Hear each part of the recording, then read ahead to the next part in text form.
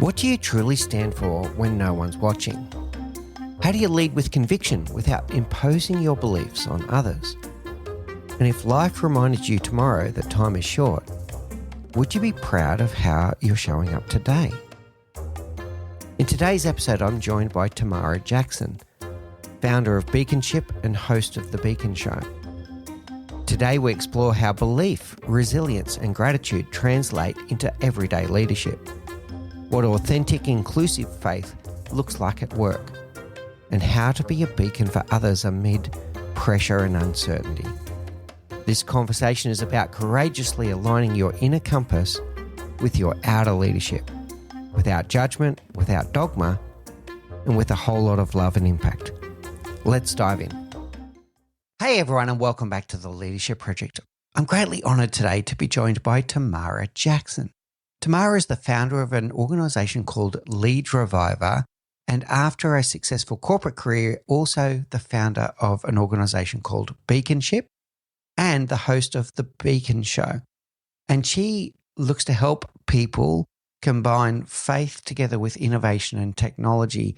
And we're going to talk a little bit about the role of faith in leadership. Does it have a role? Does it have a conflicting role with looking to run a business? But it's also very important to a lot of people, their faith. So this is going to be a really interesting conversation. I invite you to come into this with an open mind and an open set of ears, and let's hear from Tamara about this integration of faith into her leadership. So Tamara, without any further ado, please say hello to the audience. Tell us a little bit about your background, but I'm most interested to know what inspired you to transition from a very successful corporate career into founding Beaconship and The Beacon Show. Yeah. Thank you so much, Mick, for the opportunity to be here and share with this audience. I know that I'm sure lots of people want to be here, so I'm honored to be able to spend time with you and your community today. A little bit about me, as you've shared, I grew up in the corporate space, had a 25-year career in financial services, started out very, very frontline associate type of role. I was answering the phone, just trying to kind of get my foot in the door. And I was persistent. And over time, I was able to move up that ladder, got the coveted VP title, had a pretty amazing career and salary. But I did get to a point about halfway through my experience in corporate where I started having the itch for more. And maybe someone that is watching or listening to us can identify with that. As successful as I was, I felt like something was missing, that I wanted to make an impact in a different way. So actually for half of my corporate career, I would have what many people would describe as a side hustle. So I had different business interests that I pursued on the side. So was very dedicated to that corporate career, but in evenings and weekends when I could squeeze in time, I would be working on other things. So there was a part of me that always knew that entrepreneurship was something that I wanted to pursue full time. But the question for me was how and when. How do I transition from corporate to working full time? And then what is the right timing? And because I could not answer that question, Mick, for so long, I stayed. I worked really long hours trying to fulfill my corporate duties. And then I would stay up late into the night and work most Saturdays trying to make sure that my side hustles were successful. So maybe someone that's watching or listening to me right now can identify with that. And the question that you asked is a really important one. And I love the word choice. You said, what inspired me to step out of that and work full time in projects that I'm passionate about? I think for me, Mick, it was the realization that life is fragile. In 2022, my mom was diagnosed with stage 4 breast cancer. And the doctor shared with us that there was a 50-50 chance that she would be here a year from now. So at that point, I literally put everything on hold, my corporate career, the side hustles that I was juggling. And I left Charlotte, North Carolina, went back to Richmond, Virginia, where I grew up, and I went there to be with my mom. So I spent that time with her. She ended up not making it a full year. She passed away about 10 months later. But I'm so grateful for that time that I got to spend with her. We had great conversations, lots of laughs, and I have memories that I will be able to carry with me now that I wouldn't have had if I could not have spent that time with her. But at the same time, Mick, what that time with her taught me, and then the years since that's happened, she passed away in 2023, it's just helped me to realize that there are no guarantees. Like, you don't know how much time you have on the clock. And so what inspired the decision to leave corporate and to step into entrepreneurship full time was just the realization that I had these things that I wanted to do, and my ability to do them while juggling the corporate career was going to be limited. So I finally just came to this realization: there's no better time than the present. I ripped the Band-Aid off and stepped full time into entrepreneurship. So Beaconship really spoke to the side of me that is very faith driven, that wants to make an impact in the business marketplace, not necessarily behind a pulpit, but I wanted to bring that faith lens into the marketplace.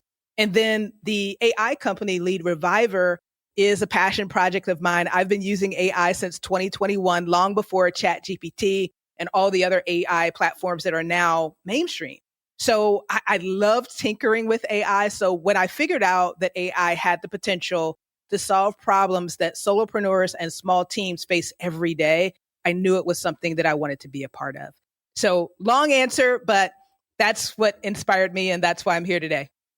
Yeah, that's great, Tam. Look, first of all, sorry for your loss, but I'm also pleased to hear that you got to spend those precious moments with your mum in those last moments.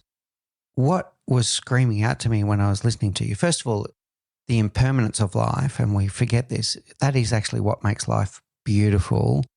And to realize that we all have limited time, whether that can be a traumatic event or it could be just, life is impermanent. So to think about the choices that we make.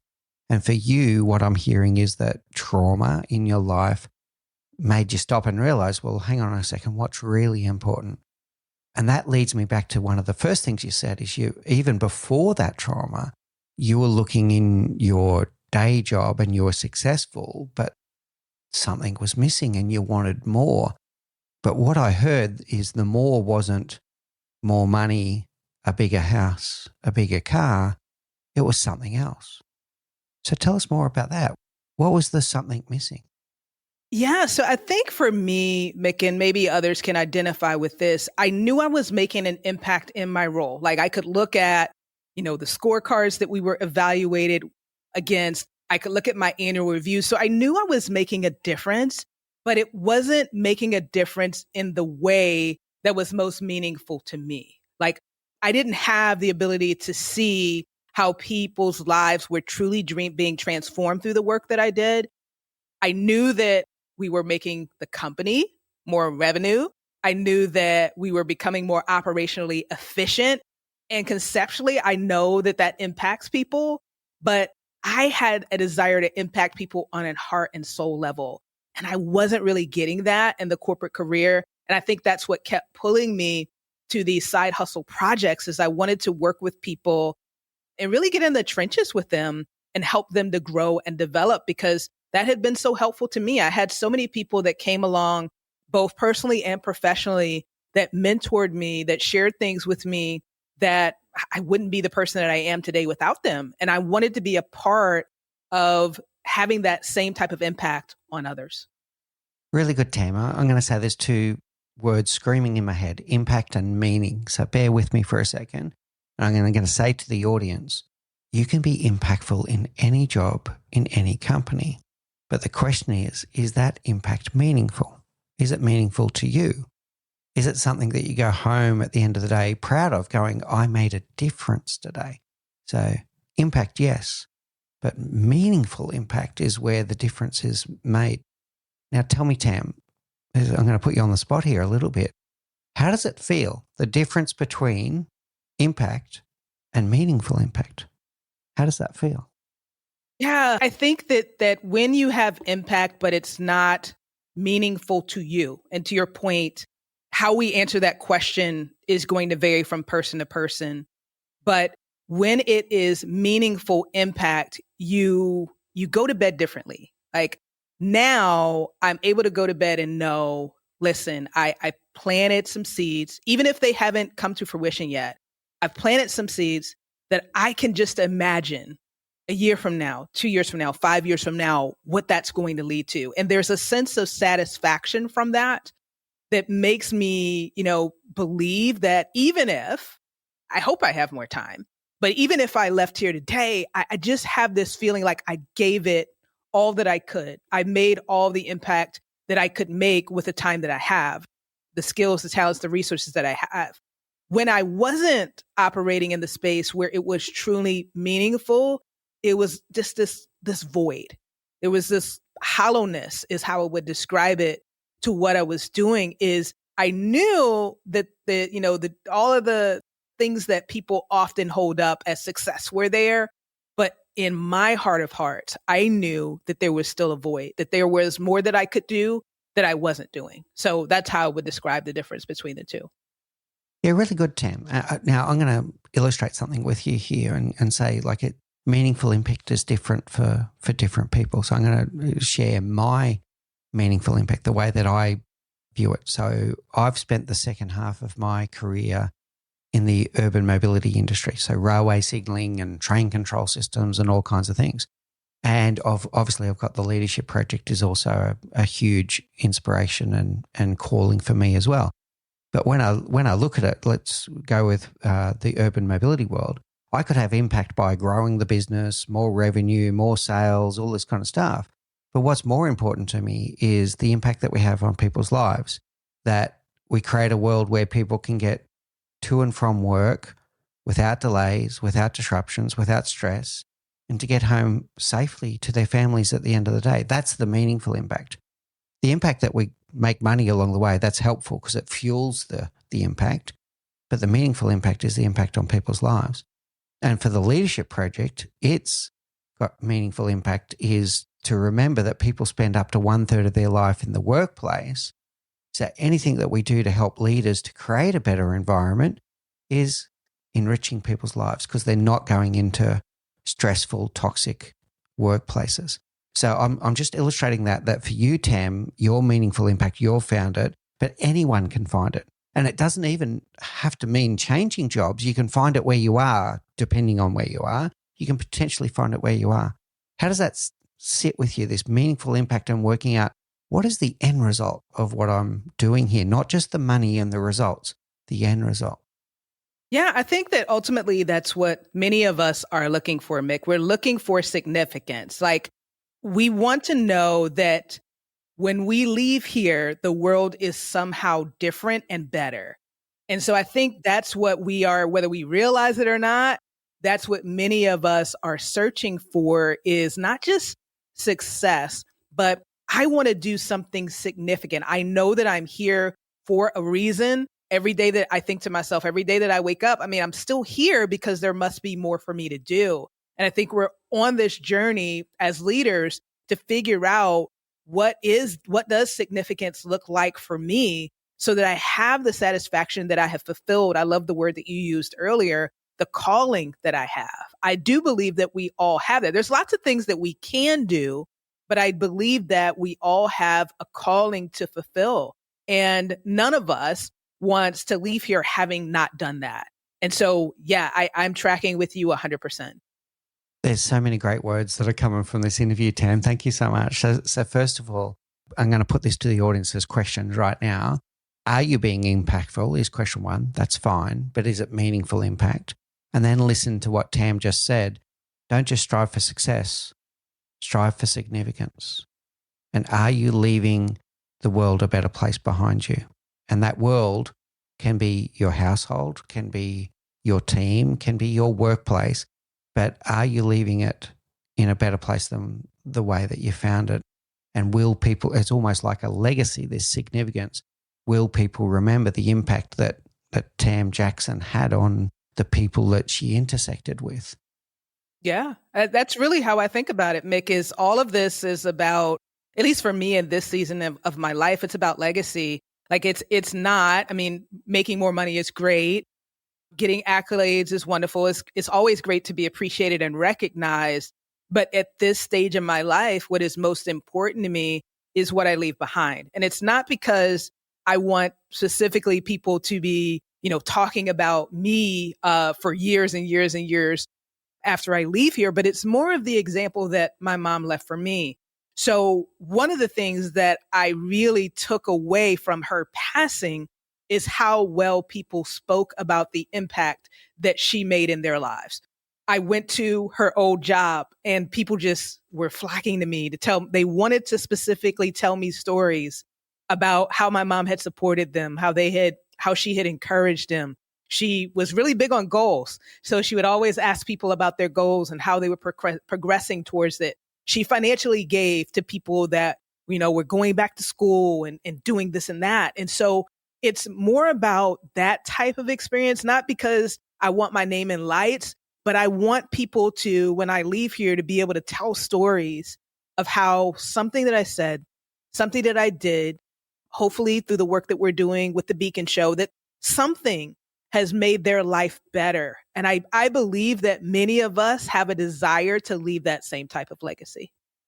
Yeah, I love it, Tam. I'm going to share with you. I love the pride in your voice when you talk about your mum. And what I hear is a leader of significance and a leader that had a meaningful impact on people around her, right? So, and that's exactly what we're talking about. Now, that leads me to what's important to you. Now, you're a very much a person of faith. Tell me what faith means to you and how it intersects the way you show up. Yeah. So for me, faith is believing in more than what you see. That's the simplest way that I could describe it, because the reality of life, Mick, and everyone that is watching and listening to us, is life has ups and downs. I talked about very transparently one of the lowest lows that I have experienced in my 51 years. And what has enabled me to weather that and other storms is my faith. It's helping me to see that the way things are is not the way they will always be, that there is hope for tomorrow, even if today is really, really challenging. And even on the flip side of that, when things are really, really amazing, it gives you a sense of gratitude of like, hey, listen, I know what it's like to have those valley moments. I'm so grateful that I was blessed to be in this space in this time. So faith is my rock. It's what steadies me. It's what keeps me hopeful. It's when all else fails, it is what I hold on to.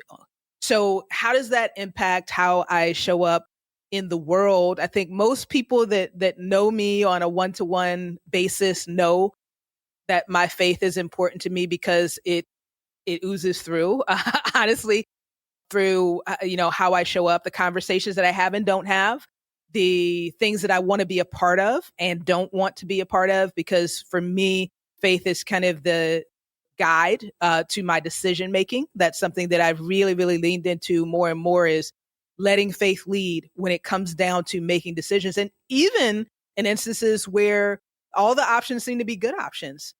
One of the things that I've learned is that there is still a difference between following the path that is laid out for you and following a path that can ultimately look good, but lead you down the wrong place. So faith shows up in every aspect of how I show up, how I lead, how I run both businesses. Beaconship is very faith forward. Lead Reviver is faith driven. Like I bring the values that I believe in into the work that we do, but we don't lead with faith in that space. But it doesn't change like the internal operating principles that I use and the people that I'm blessed to work alongside. We still show up with those same values in both spaces. So that's my thought on how I would answer that question. Really good, Tam. I'm going to share 3 words that are ringing in my head when I hear you. The word belief, the word resilience, and the word gratitude. So first of all, the word belief, what I'm hearing here, and we can even just use Henry Ford here, whether you believe you can or you can't, you're probably right. So without some kind of belief, you're really limiting your chance of being successful in whatever that endeavor was going to be.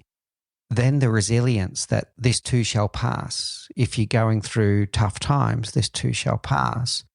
But if you're going through good times, guess what? This too shall pass. So that's go pass too. Yeah, that's true. Yeah. So be careful.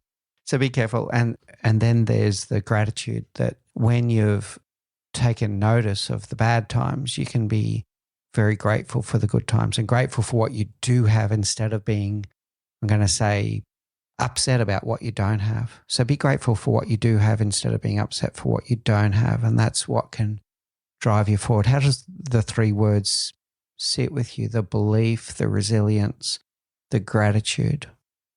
I think that if we can hold on to those three things, Mick, we will be doing great, right?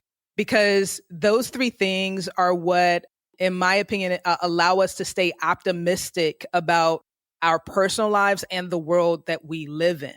The reality is, it's not just, even though sometimes it seems that way, Mick, it's just us on an island. The reality is that we're also a part of this bigger world. So even when things are going well for me, there can be challenges in my family, in my community. There can be challenges in the country that I live in, or for those that have a heart for others that even aren't in the same country. You can look at the news, you can see the tragedy and the trauma that others are experiencing. So things can be really, really good for me, but not be good for others, and vice versa. It is that belief, that resilience, and that gratitude that allows us to stay anchored in both scenarios, believing that things can get better, that not just in our human resilience, but in the resilience of people, in communities, in nations, to be able to survive these things. And gratitude for when things are going well for us. And, it's our season to kind of shine and to feel that significance and success, but also gratitude that I hope those that are really embracing that title of leaders, gratitude to be in a position where you can help others. So one of the things that I try to focus on is, whether things are good for me or not, how can I focus on the positive? What is it that I still am really blessed in, whether that's time, whether that's money, whether it is encouragement, just being able to say something to someone that can help them? How can I live in gratitude and allow some of my blessings to overflow to other people? So that's how I think about the three words that you've highlighted here. Yeah, I love that, Tam, and it's very, very much from a service point of view, and to be a beacon. I'm going to use your word, to be a beacon. If you're able to do that, you can be a beacon for others. They might be going through tough times themselves, and you might be the very person that they needed in their life right now. If you're able to show up with that belief, with the resilience, with the gratitude, but also to be able to, your gifts might be the very gifts that someone else is waiting on. That's really interesting, Tam. All right, so I want to go deeper into faith on two things. The second one is going to be about the faith-based decision-making. But before we get there, when I heard you talk about faith, I was listening very carefully, and I know that you're a Christian. I didn't hear the word God, Jesus, anywhere there. I heard a lot about belief, resilience, gratitude that we spoke about values. I heard a lot about values. I didn't hear a lot about specific religion. Now, why am I bringing this up? I'm going to tell you that when people hear the word faith-based leadership, I can tell you that half the audience are going to be sitting up in their chair going, yeah, I'm a person of faith. Tell me more. How can I bring my faith into my leadership? And then half the audience are going to be going, oh, please don't impose your religious beliefs on me. How do you balance that, Tam? How do you balance that you are a Christian and you have your religious beliefs, but that's not what I heard when you said about faith-based leadership? How do you balance that some people are going to have the same religious beliefs of you and some are not religious at all or have different religious beliefs? Yeah, it's a really great question. And I think it's probably one that many people, especially the group that you described, the first group that you described, they're like, yeah, I'm all about faith-based leadership. They probably struggled with that tension before. I can think about many times in my journey where I was in situations where people made me feel like I had to choose. And something inside of me just didn't sit well with me. I just didn't like the idea that in order to be successful, I had to put my beliefs on the shelf. But it did challenge me, Mick, to say, okay, not everyone has the same religious beliefs that I have. Not everyone believes in God. Not everyone believes in Jesus. And is me shouting from the rooftops that I'm a Christian the most important thing as a faith-driven leader? And my answer to that, believe it or not, is no. Because when I think about the example for those that do follow Christianity, the goal was not to shout from the rooftops who I am. It was about meeting people where they were, having relationship with them. And through that relationship, you got to know one another. The love was felt in that relationship. And in some instances, that meant that people came to believe more of what you believe. And then in other instances, that's not how it turned out. But the way that you treat people, the way that you show up, the way that you lead does not change. And so for me, that is why I answered the question the way that I did. I have operated in both spaces enough to know that some people are really going to identify with faith-driven leader and some are not. But I just personally believe, and this is true for so many things, Mick, that we focus too much on what makes us different. And what I would love to see is for us to focus more on where we align. And I think the principles that we talked about today are something that 99% of people align on. And then as we get into relationship, maybe as people listen more to what I have to say, maybe they check out who I am beyond this interview, maybe they will get to know me more. And even if they don't believe, maybe they will still find value in what I'm able to share. And so my focus is on relationship, and I trust that through relationship, it will grow for those that are attracted to that religious or faith-based message, then great.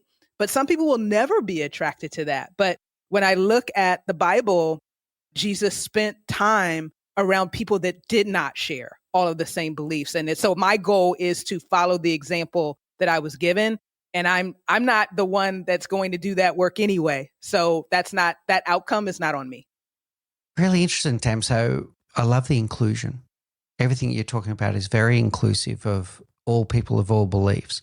And I love this word relationship. And what I'm taking away from it is that once you have that relationship and that connection and you're getting closer to the person, what I'm projecting is that then most likely then going to get curious and go, yeah, tell me more about that, Tam. And then you can be in a dialogue about your faith and your religion, but it's an invited dialogue. It's not an imposed dialogue where the person might, if you opened up, hi, I'm Tam, I'm Christian zealot. And I'm not calling you a zealot, by the way, I'm just exaggerating. Yes, I got you.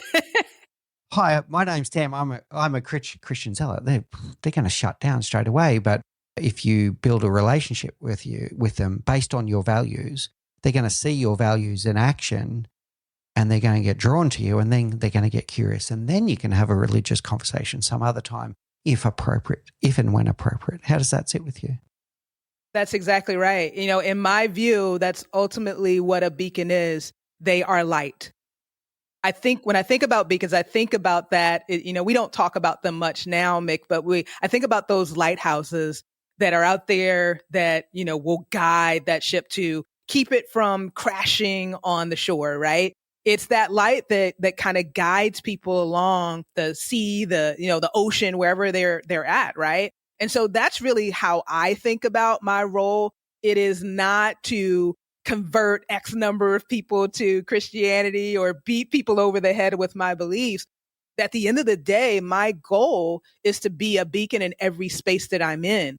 And some people are going to be attracted to that light. And then that gives me an opportunity to have that conversation with them. Yeah, nice. And once again, back to this word beacon, which I love, by the way. The other thing that's screaming in my head is the word authenticity, Tam. And the word that you used before is something just didn't sit right with me. So there's an authenticity of showing up as a faith-based leader that you know what your values are, you know what you believe in, and when something doesn't sit right with you, you can go, hang on a second, that's not true to myself. That's not true to my values. I need to do something different. So there's a deep authenticity in knowing what your values are. And for you, it is Christian-based values. But for anyone that has values and they've done the work to know who they are and what they stand for and what they won't stand for, by the way, because that's where injustice comes in. If you know your values, you can then show up as your authentic self because you're not imposing your beliefs on someone else, but you're sticking true to your own values. How does that sit with you?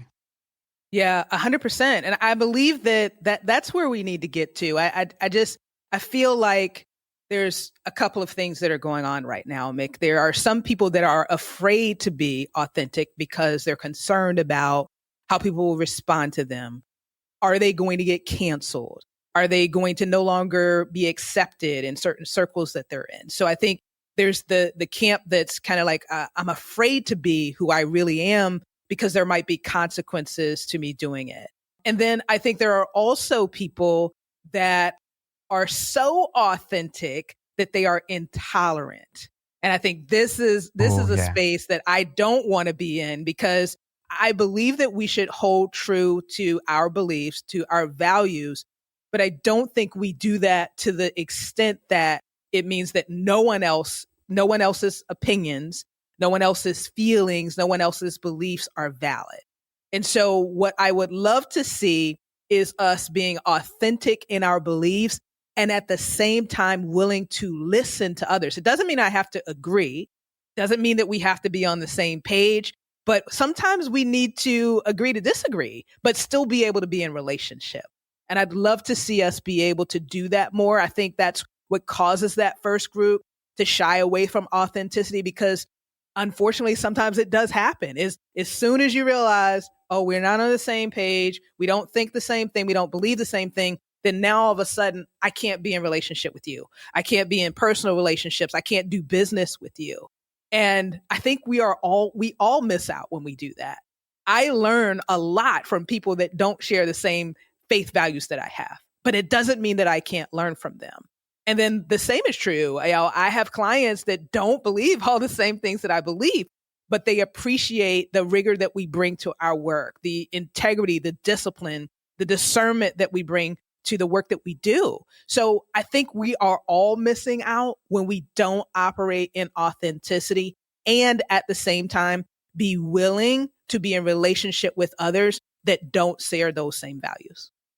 I love this. This is a beautiful compass, Tam. So I am concerned about what you said about people that may be shying away from being their true self and worried, like the fear of being cancelled or fear of being ostracized, whatever the case may be. So anyone listening to Tam about this, be true to yourself and step in and be true to yourself, but do so in a way that's not intolerant of other beliefs and other ways of seeing the world. And then we can go into a world of co-creation, Tam, where if you come with your beliefs and your thoughts, but you are open to other ideas, to at least listen to them, you'll walk away from any conversation richer than you walked in. If you're walking away from every conversation with the same knowledge and thoughts as that you walked in, you're not really listening and you're not being tolerant of other perspectives. So that's a bit of a compass for everyone to think about. Be yourself, but also be tolerant that there are people that are not the same as you. We're all different. Yeah. And I think if we really think of this as a relationship, that will change everything. I think so many times it's a battle of who's right and who's wrong. And I think, all of us, when we really step back and look at the most important relationships in our lives, no one is always right. No one is always wrong. Even when you think you're right, you might have to compromise sometimes, right? Yes. So if we brought that same energy into these spaces where we don't always agree, I just can imagine things being so much better. And maybe, you would convince me of some things that I, right now I'm like, I don't know about that.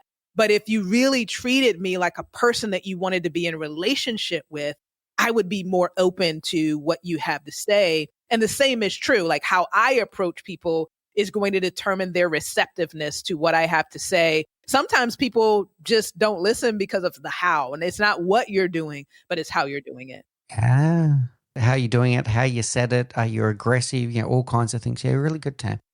relationship is a word that keeps coming back in the conversation. I really love that. I'm going to share a funny saying that I sometimes use, and my wife and I laugh about this, but there's a real message in it. And that is, we sometimes say, oh, do you want to be always right or do you want to be married? Yeah, you can't do both, right? Exactly, right? But you can, now I'm talking marriage there, but you can do that in any relationship. Any relationship. That's It right. can be business relationship with customers. Do you want to be always right or do you want to have a business relationship?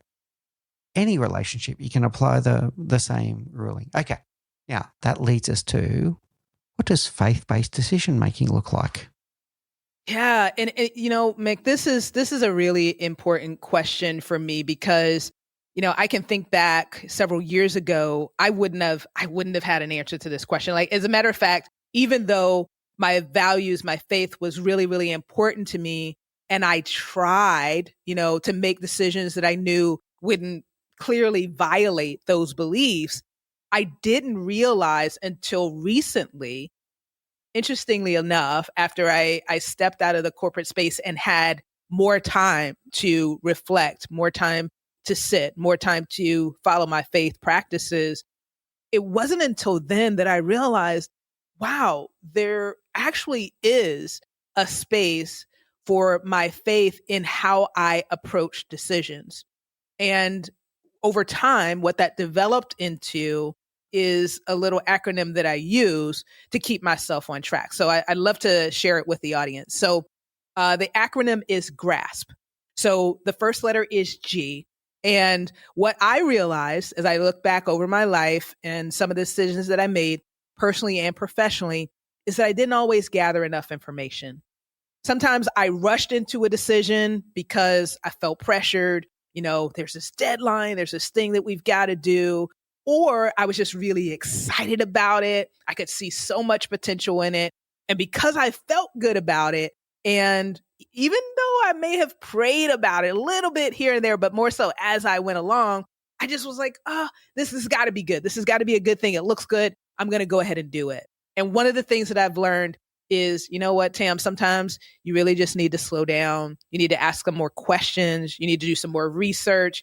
You need to maybe ask some people about their experience. If it's someone that you're looking at going into business with, you need to take time, slow down, gather some information, and that will help you make better decisions. The R is for reflection. So once you have gathered this information, it's really important to me. I've learned I need space. I need to pause a little bit. I need to digest this information. I need to try to discern what I should take away from it, because sometimes, especially in this day and age, we have so many tools at our disposal. It's not just like back in the day where you had an encyclopedia to look up, to look in, or to go to the library. Like at your fingertips, you can type a couple of words in Google and get all of this back. And now in the age of AI, we can leverage ChatGPT and all these other tools to get information overload. So creating space to really reflect on what I have gathered is really important.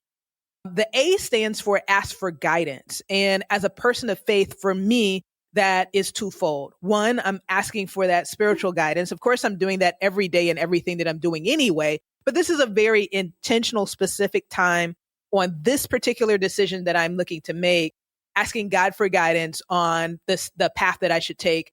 And at the same time, also asking people that are really knowledgeable about this subject. I recognize looking back that a lot of decisions that I made, I probably could have saved myself some heartache, some money, some lost time by just asking people that were wise, that had experience in that space about, what their advice would be. So A is asking for guidance. The S is the part that I find to be really fun, but again, many times I had skipped the steps leading up to this, and that's coming up with the strategy. Okay, now I want to strategize, but I want to make sure that I'm strategizing wisely. Based on the information that I've gathered, I've given myself time to reflect. I've asked for guidance. What does this all say? How can I put together a plan to start moving in a direction that I believe that I need to go in, but maybe not, go all in, maybe not put all of my eggs in one basket. How can I be wise about the first steps that I'm going to take? And then once I have come up with that strategy, which may also mean that I need input from others in developing that, then I'm ready to proceed in faith. And again, the faith is not, of course, my values are undergirding everything that I do. But when I talk about faith here, it's more about just believing in that resilience that we talked about earlier. It's not proceed in faith. I am 100% sure that everything is going to work out exactly like I thought it would, according to this plan that I developed. But it's a belief that, hey, some things are going to work out, some things aren't, but I am resilient enough that I am going to be able to keep going. I'm going to be able to figure out what works and what doesn't. And eventually I'm going to get to the place that I need to be, which interestingly enough, in my experience, Mick, is not always the place that I started off going to. But I end up where I am supposed to be. So that's what faith-based decision making looks like for me these days. That's really good, Tam. I'm going to play back to you some of the things that you've just said, but also things that have built up for me through our conversation. And the first one, I'm going to keep on coming back to the things that you've said where you said, oh, something just didn't feel right. Okay. So in terms of the faith-based decision making in business, I'm extrapolating a little bit here and I'm testing it with you, and then I'm going to come to the grasp framework as to how it might show up. So I'm going to say to the audience, if you're in business and you're making a decision but something doesn't feel right, that might be alerting you to the decision you're about to make is maybe contrary to your values. You can call it intuition, you can call it gut feeling, but I think it's signaling to you, hang on a second, pause. If it doesn't feel right, it's trying to tell you something. And what I'm trying to say here is to look, if you're looking at making a decision and on surface, it looks like a good business decision, but it doesn't feel right, then it's not the right decision. If you're looking at a decision that is aligned with your values, but is a bad business decision, then it's the wrong decision. So we're looking to always not to be at the expense of the other. So a good business decision shouldn't be at the expense of your values. And a good values-based decision shouldn't be at the expense of your business is what I'm trying to say here. So if you're getting that feeling, then pause and grasp. Gather more data. Reflect on what that data means. Ask for guidance from whoever that is that you trust to give you some guidance. Have a strategy on what the first step might be, and then to proceed with faith. And the proceed with faith, Tam, it came back to that Henry Ford thing for me. If you start out on a journey thinking it's going to fail, it's going to fail. Starting out on the journey thinking it's going to succeed doesn't automatically mean it's going to succeed, but it's got a better chance now, right? So absolutely. So proceed with faith. Otherwise, don't proceed. If you go, whatever, let's try. If you're starting the conversation with let's try, it's not going to work. It's not going to work. You have to, once you've decided, you need to proceed with faith.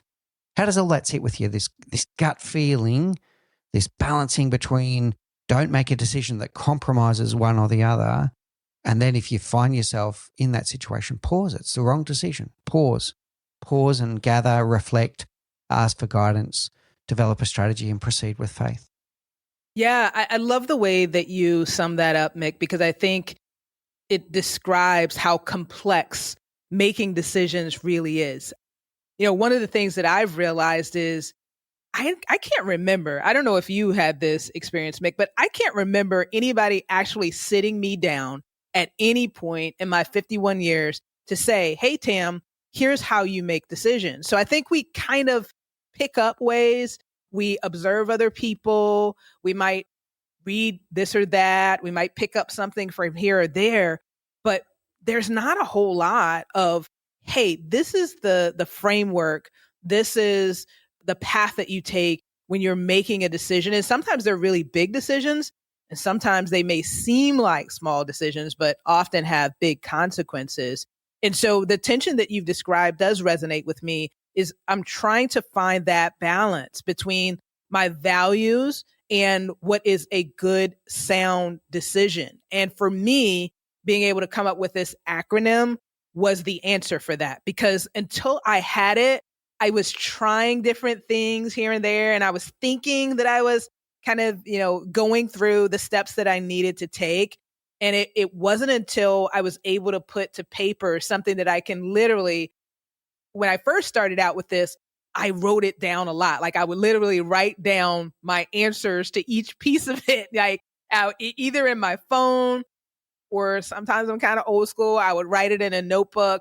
And I still do that in some instances, but there are also many times where I'm literally like in my mind going through these steps to make sure that I'm not forgetting something, that I'm not overlooking something important, because we have this ability as humans. Once we get really excited about something, we can talk ourselves into it. And so this has been a really important journey for me to get to a place where I'm able to be more objective. I think that's the word that comes to mind as I think about this, is being able to be more objective in my decisions and not just lead with my feelings, because sometimes my feelings can get me in trouble. Yeah, really good, Tam. And that's also a very aware situation to understand that your feelings are part of that decision. It doesn't have to be the decision, but if you're doing this GRASP framework, you're bringing it all in together. So you're not going to a Excel spreadsheet where everything is going to be very academic either. You're not ignoring the feelings, but you're not, it's that balance. It's really good, Tam. Look, you've given us so many great things to think about in today's show. I'm going to reflect on some of them and take us to our final round of our rapid round questions. So you've really made us stop and think about not just impact, but meaningful impact. Where can you find meaningful impact in your current job or around you? Where can you find meaningful impact? Instead of just striving for success, strive for significance, to be significant to others around you, to be that beacon. It could be a beacon of hope that people need right now, but to be that beacon that people can gravitate towards, that you can show up as a faith-based leader and be authentic and be true to yourself, be true to your values. Who are you? What do you stand for? What won't you stand for? And let that be your compass when you're making decisions and how you show up as a leader. And if something doesn't feel right, check in with yourself. Use this framework, this GRASP framework, to gather more information, to reflect, to ask for guidance, to have a strategy, and then proceed with faith. But don't ignore the signal if it doesn't feel right. It's telling you something, and get more curious before you make that decision. All right, Tam, absolutely love this. Let's go to our final 4 questions. These are the same 4 questions that we ask all of our guests. So what's the one thing you know now, Tamara Jackson, that you wish you knew when you were 20? Yeah, I think the first thing that comes to mind is enjoy your youth because it goes fast. What I mean by that is, I can remember being a teenager, being in such a rush to grow up. Like I wanted to have a job. I wanted to have a car. I wanted to have all those things. And now that I know what being an adult and all the responsibilities that come with being an adult, I would tell myself, listen, don't be in such a rush. Enjoy your youth. Take more chances. I was in a rush to get in a stable career and have all of these things. If I had known then what I know now, I think I would have taken more chances and I would have enjoyed being a young adult and not being in such a rush to get older fast. Oh, this is so true, Tam. We spend our first years wanting to be older. We spend our last years, I wish I was young. I wanted to be young. So funny. Okay. What is your favorite book, Tam? Yeah, this is tough because if you guys were to zoom out into my office, I have literally hundreds of books. So for you to ask a person like me what my favorite book is really, really challenging. But here's the answer that comes top of mind for me. My favorite book is Jesus Calling. It's a very small book that just has a short devotional in it for each day. It makes a relationship for those that can identify with my beliefs. It makes a relationship with Christ personal. And so I really appreciate being able to have that short encouragement as a start to my day and really ground me and get me in a place where I realize, okay, I'm not alone in this world. I have, that support that I need. And just getting that little dose of information really makes a difference for my day. So that's my answer for today. I can definitely see the meaning for you there. That's really good, Tam. What's your favorite quote? Ooh, that is tough too. But you know what? When you asked me, you told me this question was coming earlier. The quote that came to mind is a quote by Jim Rohn, and he's no longer with us, but was a really popular motivational speaker. And I used to have it when I was in corporate. I used to have it actually taped on my cubicle. And he said, "Don't wish it were easier, wish you were better." He also had this saying about not wishing for smooth seas, but wanting to be a better sailor, or something to that effect. What I took from those quotes, and I had no idea of, the ups and downs that I would experience in my life, but it gave me perspective. Is like, don't wish for things to be easier, because the reality of life is we are going to have those tough moments. But how can I become stronger? How can I become more resilient? How can I become more grounded? How can I remain optimistic, even when there are times when it doesn't seem like there's anything to be optimistic about? That is a skill that I think can carry us through some really difficult situations. Really good, Tam. You had me captivated there with all of that. And yeah, we do need to stop and reframe these things. It's really great. And finally, Tamara Jackson, how do people find you? There's going to be people listening to this.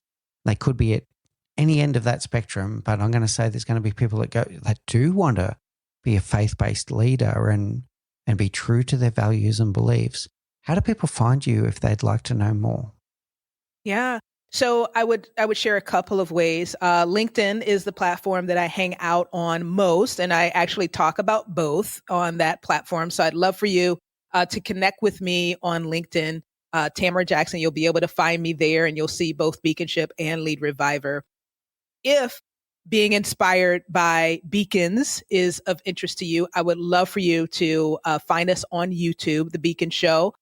We've recorded 2 seasons of episodes with faith-driven leaders in all spaces. So some operate in ministry, some operate multi-million-dollar corporations. It's been really fun and cool. Some are in the arts, in movies and theater. It's been really cool to sit down with people and unpack some of the leadership lessons that they've learned along the way. So I'd love for you to subscribe to The Beacon Show on YouTube.